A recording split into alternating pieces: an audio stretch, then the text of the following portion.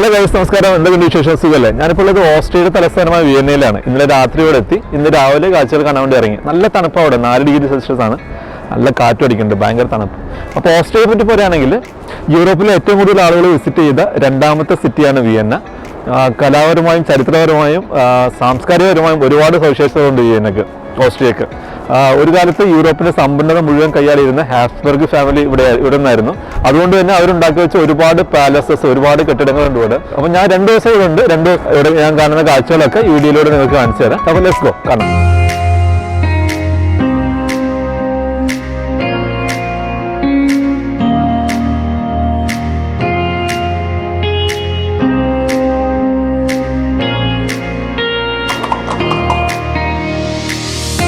ഞാനിപ്പോൾ ഉള്ളത് സ്റ്റെഫാൻ പ്ലാറ്റ്സ്, ഇവർ സ്റ്റെഫാൻ പ്ലാറ്റ്സ് എന്ന് വിളിക്കുന്ന സ്റ്റെഫാൻ സ്ക്വയറിലാണ്. ഇവിടെ എന്താണെന്ന് വെച്ചാൽ 12ാം നൂറ്റാണ്ടിൽ ഉണ്ടാക്കിയ ഒരു പള്ളിയുണ്ട്, ഒരു ചർച്ച്, സെന്റ് സ്റ്റെഫാൻ കത്തീഡ്രൽ. അത് കാണാനാണ് എത്തിയത്. അപ്പോൾ നമുക്ക് നോക്കാം.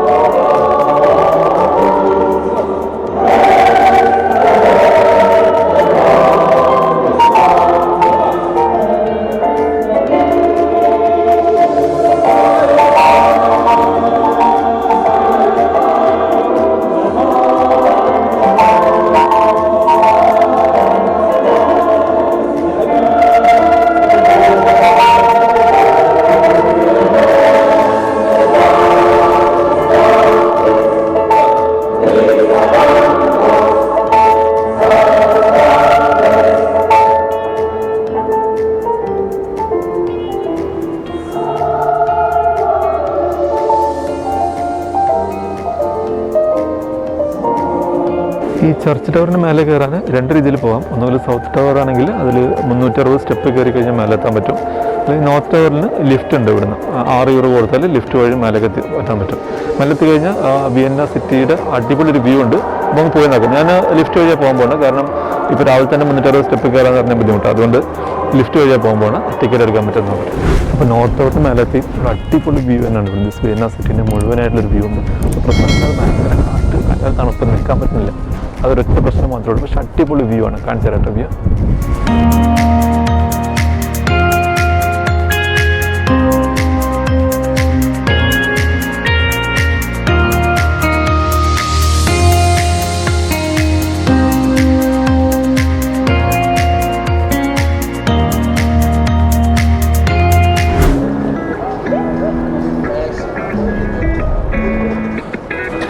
വിയന്നയിൽ ഏറ്റവും ഫേമസ് ആയിട്ടുള്ളൊരു കുതിരവണ്ടിയാണിത്. ഫിയാക്കേഴ്സ് എന്ന് അതിനൊരു പേര് പറയും.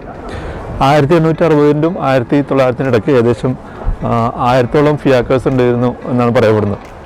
സിറ്റിയുടെ മുക്കും മൂലയും ഇവർക്ക് അറിയാം. അതുകൊണ്ട് തന്നെ ടൂറിസ്റ്റുകൾ വന്നാൽ ഈ ഫിയാക്കേഴ്സിലേക്ക് കയറി റൈഡ് നടത്തുന്നത് സാധാരണയാണ്. ഇവിടെ 45 യൂറോ ആണ് ഒരു സിറ്റി 1 മണിക്കൂർ റൈഡിന് ഒരു ചാർജ് ചെയ്യുന്നത്.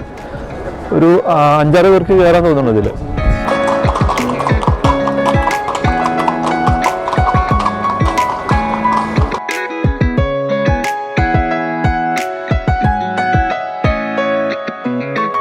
ഷോൺബ്രൺ പാലസ് കാണാൻ അടുത്തായി പോകുന്നത്. ഓസ്ട്രേലിയയിൽ തന്നെ ഏറ്റവും കൂടുതൽ ആൾക്കാർ വിസിറ്റ് ചെയ്ത ടൂറിസ്റ്റ് അട്രാക്ഷനാണിത്. നമ്മുടെ ഹാബ്സ്ബർഗ് ഫാമിലിയുടെ സമ്മർ റെസിഡൻസ് ആയിട്ടാണ് ഇത് ഉണ്ടാക്കിയത്. ഏകദേശം 1441 റൂമുകളുണ്ടെന്ന് അതിൻ്റെ ഉള്ളിൽ നിന്ന്. പക്ഷേ ക്യാമറ ഉള്ളിൽ കയറ്റാൻ പറ്റില്ല, അതുകൊണ്ട് ടിക്കറ്റ് ഉള്ളിൽ കയറിയില്ല. പുറമെ എന്തൊക്കെയുള്ളതെന്ന് നമുക്ക് നോക്കാം.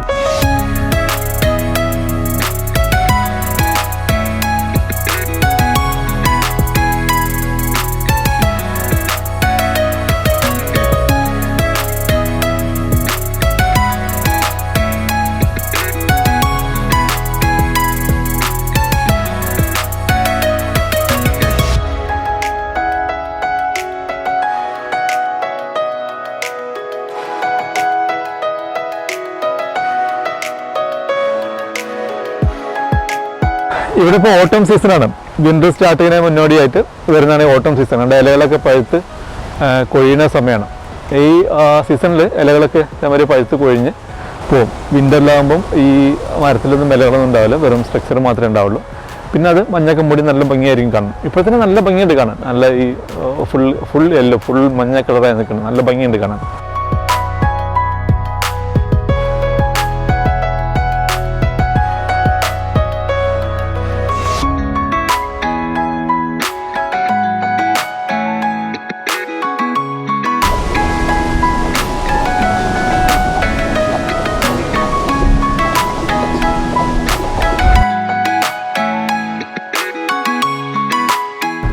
ഷോൺ ബ്രൗൺ പാലസ് ആണ് കാണുന്നത്. അതിന് ജസ്റ്റ് ഓപ്പോസിറ്റ് തന്നെ ഒരു നിർമ്മിതി കൂടി അവർ ഉണ്ടാക്കിയിട്ടുണ്ട്.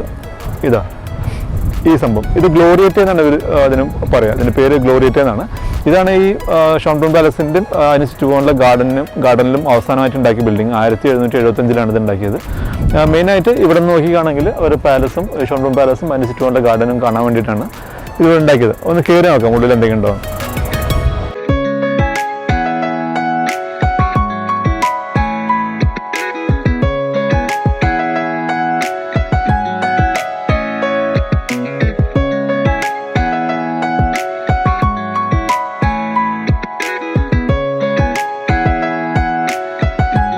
ഗ്ലോറിയറ്റ് എന്ന് പറഞ്ഞ ബിൽഡിങ്ങിൻ്റെ ഉള്ളിലുള്ളത്.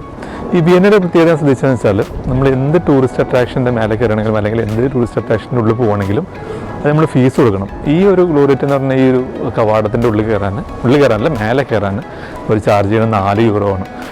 ജസ്റ്റ് ഒന്നുമില്ല, ജസ്റ്റ് ഒരു സ്റ്റെപ്പ് മേലെ കയറി കഴിഞ്ഞാൽ ആ വ്യൂ കിട്ടും. ആ വ്യൂ കാണാൻ 4 യൂറോ. അതേ സെയിം വ്യൂ ജസ്റ്റ് താഴെ നിന്നാലും കിട്ടും.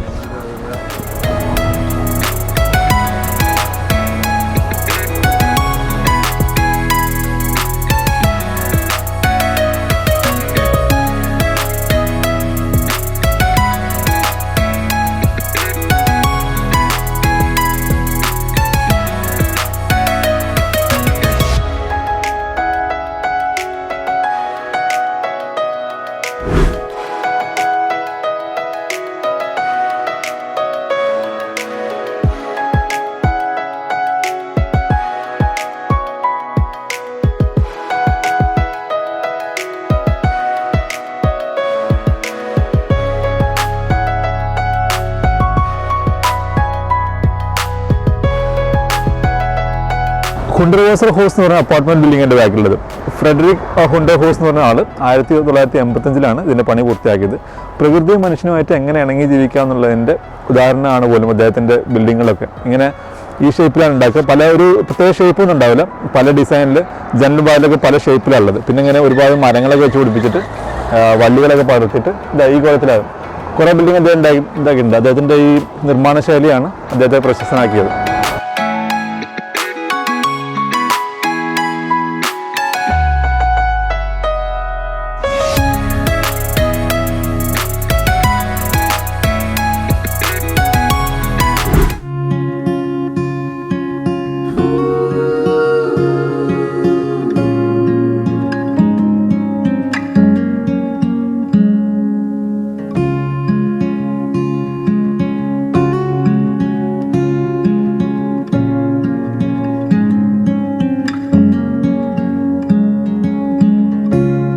ഓസ്ട്രിയൻ നാഷണൽ ലൈബ്രറിയുടെ സിറ്റി ഹാൾ എന്ന് പറഞ്ഞ ബിൽഡിംഗാണ് എൻ്റെ ബാക്കിലുള്ളത്. ലോകത്തിലെ തന്നെ ഏറ്റവും മനോഹരമായ ലൈബ്രറി ഹാളുകളിൽ ഒന്നായിട്ടാണ് ഇത് അറിയപ്പെടുന്നത്. ടിക്കറ്റ് എടുക്കാൻ ഉള്ളിൽ കയറാൻ. ടിക്കറ്റ് ഓൺലൈനിൽ മാത്രമേ വാങ്ങാൻ പറ്റുള്ളൂ. ഇവിടുന്ന് ഇപ്പോൾ കൗണ്ടറിൽ നിന്ന് ടിക്കറ്റ് കൊടുക്കുന്നില്ല, ഓൺലൈനിൽ ടിക്കറ്റ് വാങ്ങും.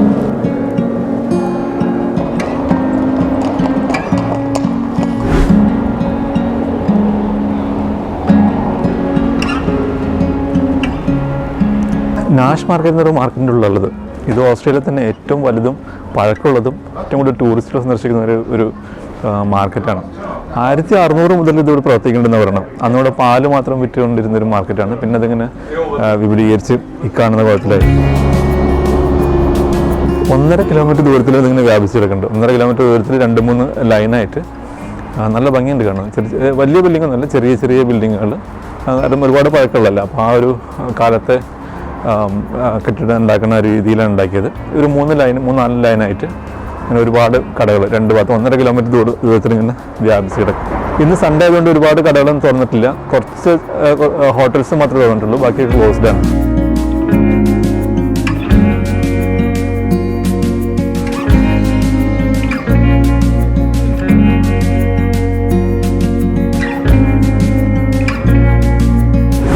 വിയന്നയിൽ നിന്ന് മസ്റ്റ് ആൻഡ് ട്രൈ ചെയ്തിരിക്കേണ്ടതാണ് സാഷർ തോർത്ത് എന്ന് പറയുന്ന കേക്ക്. ഭയങ്കര ഫേമസ് അവിടെ, ഒരുപാട് ടൂറിസ്റ്റുകൾ ഇതിന് വേണ്ടി വരുന്നുണ്ട്.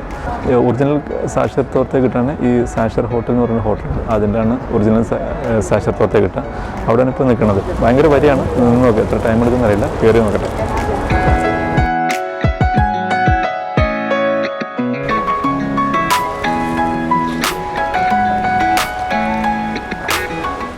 അടിപൊളി.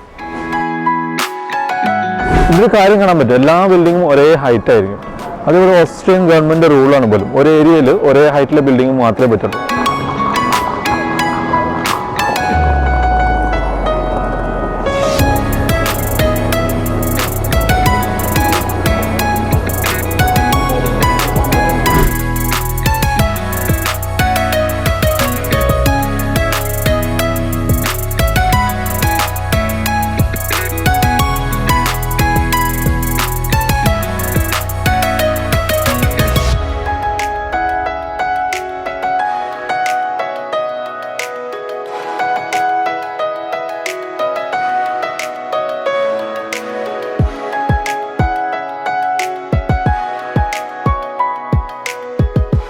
ഹോഫ്ബുർഗ് പാലസ് ആണ് എൻ്റെ ബാക്കിലുള്ളത്.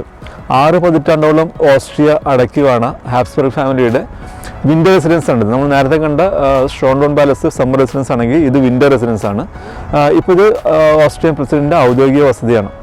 ഈ ഹാഫ്ബർഗ് പാലസ് എന്ന് പറഞ്ഞാൽ ഈ ഒരു ബിൽഡിംഗ് മാത്രമല്ല, ഇതിന് ചുറ്റുപാടുള്ള ഒരുപാട് ബിൽഡിങ്ങുകൾ ഈ ഹോഫ്ബർഗ് പാലസിൻ്റെ കീഴിൽ വരുന്നതാണ്, അതിൻ്റെ കൂടെ വരുന്നതാണ്.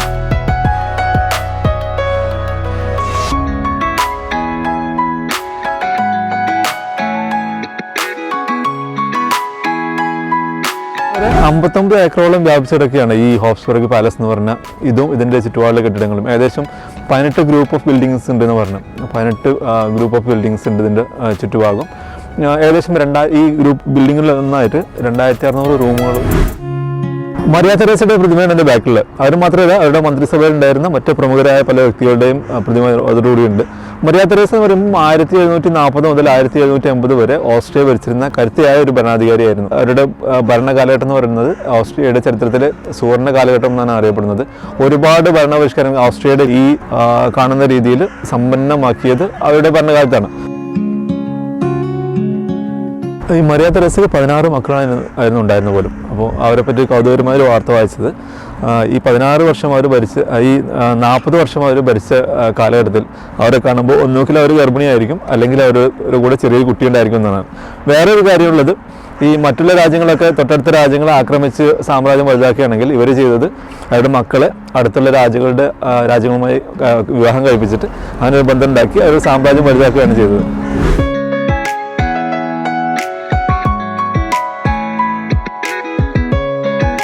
കുബസ് ഹിസ്റ്റോറിക്കൽ മ്യൂസിയം എന്ന മ്യൂസിയമാണ് എൻ്റെ ബാക്കിലുള്ളത്. ഇതൊക്കെ ഇവിടുത്തെ ഹോഫ്ബുർഗ് പാലസിൻ്റെ അതിനോട് കൂടി ബന്ധപ്പെട്ട് വരുന്ന ബിൽഡിങ്ങുകളാണ്. ഈ മ്യൂസിയം ഉണ്ട്, പിന്നെ ജസ്റ്റ് ഓപ്പോസിറ്റ് കുട്ടികളുടെ ഒരു മ്യൂസിയം ഉണ്ട്, പിന്നെ റൈറ്റ് സൈഡിൽ സിസി മ്യൂസിയം ഉണ്ട്, പിന്നെ അതിൻ്റെ അടുത്ത് തന്നെ സ്പാനിഷ് റൈഡിംഗ് സ്കൂൾ ഉണ്ട്. ഇതൊക്കെ ഈ ഹോഫ്ബുർഗ് പാലസിൻ്റെ അതിനോട് കൂടെ ബന്ധപ്പെട്ട് കിടക്കുന്ന ബിൽഡിങ്ങുകളാണ്.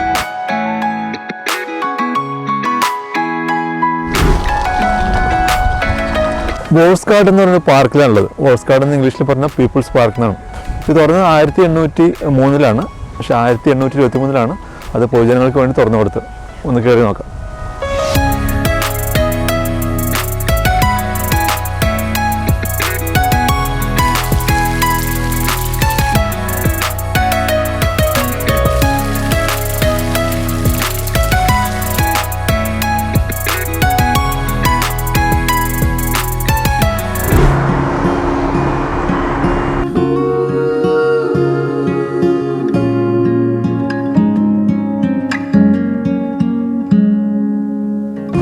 വോട്ടി ചർച്ച് എന്ന് പറഞ്ഞ ചർച്ചാണ് അതിൻ്റെ ബാക്കിലുള്ളത്. ഇത് 1853 എംപറർ ഫ്രാൻസ് ജോസഫിനെതിരെ ഒരു വധശ്രമം നടന്നിരുന്നു. അദ്ദേഹം വധശ്രമത്തിൽ നിന്ന് കഷ്ടിച്ച് രക്ഷപ്പെട്ടു. ആ വധശ്രമത്തിൽ നിന്ന് രക്ഷപ്പെട്ടതിന് നന്ദി സൂചകമായി ദൈവത്തിനോട് നന്ദി പറഞ്ഞിട്ട് അദ്ദേഹത്തിൻ്റെ ബ്രദർ ഫെർഡിനാൻഡ് മാക്സിമിലിയൻ എന്ന് പറഞ്ഞ ആൾ പണി കഴിപ്പിച്ചാണ് ഈ പള്ളി.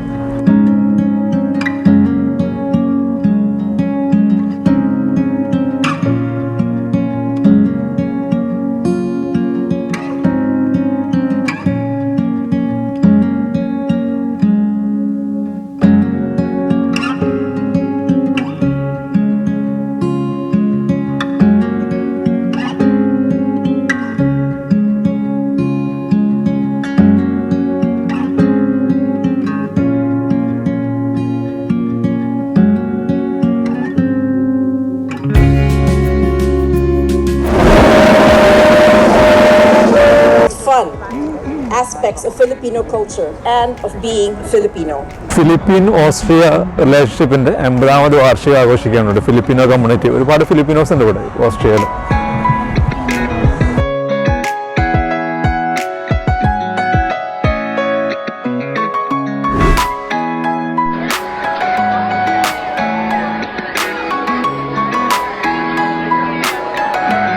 പ്രായത്തോട് ഒരു അമ്യൂസ്മെന്റ് പാർക്കിൻ്റെ ഉള്ളത് ഓസ്ട്രിയയിൽ തന്നെ ഏറ്റവും വലിയ അമ്യൂസ്മെന്റ് പാർക്കാണിത്. ഏക്കർ കണക്കിന് സ്ഥലത്താണ് ഇത് വ്യാപിച്ചെടുക്കുന്നത്. ഒരു ദിവസം മുഴുവൻ നടന്നാലും കണ്ടു തീർക്കാൻ പറ്റില്ല. 1860 മാക്സിമിലിയൻ സെക്കൻഡ് രാജാവ് അദ്ദേഹത്തിന് ഒരു ഹണ്ടിങ് ഗ്രൗണ്ട് ഉണ്ടാക്കുകയാണ്.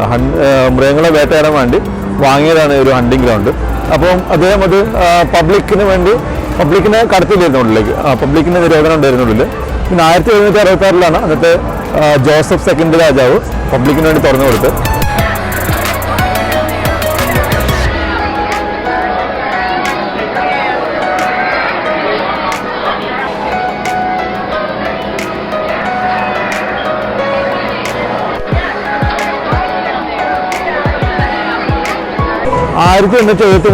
വേൾഡ് എക്സിബിഷൻ ഇവിടെ വെച്ചിട്ട് നടന്നത്. പ്രാക്ടിക്കൽ വെച്ചിട്ടാണ് വേൾഡ് എക്സിബിഷൻ നടന്നത്. അതിനുശേഷമാണ് ഒരു എക്സിബിഷൻ സെൻറ്റർ ആയി മാറാനും അതിനുശേഷം പിന്നെ അമ്യൂസ്മെൻറ്റ് പാർക്കായി ഒക്കെ മാറിയത്.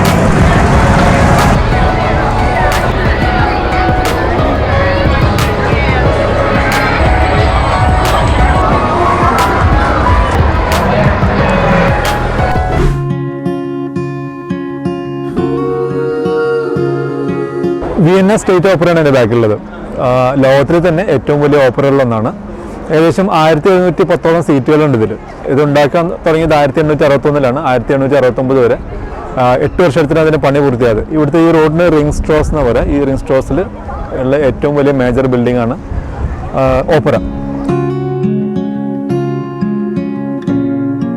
ഏകദേശം 350ഓളം പെർഫോമൻസ് ഇവിടെ എല്ലാ വർഷവും നടക്കാറുണ്ടെന്ന് പറഞ്ഞാൽ. അപ്പോൾ ലോകത്തിൽ തന്നെ ഏറ്റവും കൂടുതൽ തിരക്കുള്ള ഓപ്പറകളിലൊന്നാണ്. 1945 വേൾഡ് വാർ സെക്കൻഡ് ടൈമിൽ ഇത് അമേരിക്ക ബോംബിട്ട് ഇതിൻ്റെ ഒരു സൈഡ് മേൽക്കൂരയൊക്കെ പൂർണ്ണമായും തകർന്നു. അതിനുശേഷം ഒരു റീബിൽഡ് ചെയ്താണ്.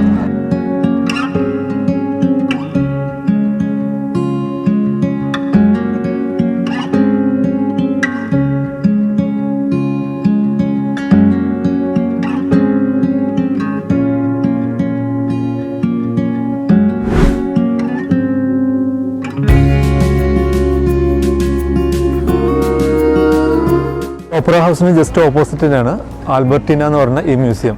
ഇതാണ് ആൽബർട്ടീന museum.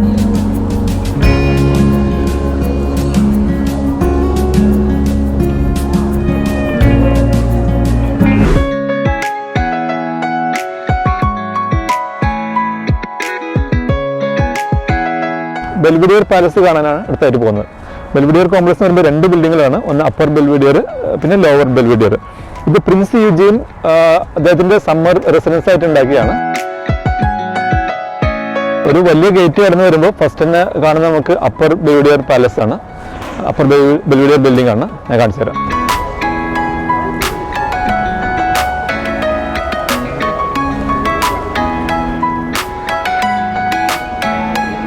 Upper ബെൽവിഡിയർ പാലസിൻ്റെ north side view ആണ് എൻ്റെ ബാക്കിലുള്ളത്.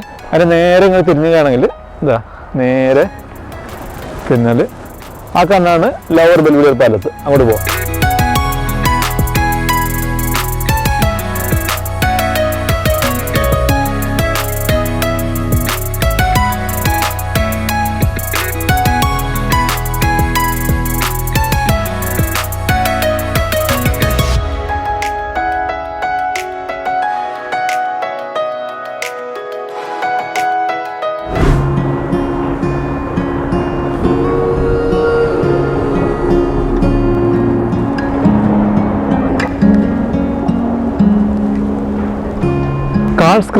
ചാൾസ് ചർച്ച് എന്നൊരു ചർച്ചാണ് എൻ്റെ ബാക്കിലുള്ളത്. വിയന്നയിലെ തന്നെ ഏറ്റവും മനോഹരമായ ബറോക്ക് ചർച്ചുകളിൽ ഒന്നാണിത്. ഇപ്പോൾ ഇവിടെ കൺസ്ട്രക്ഷൻ നടക്കുകയാണ്. അപ്പോൾ ഉള്ളിലേക്ക് പ്രവേശനമൊന്നുമില്ല.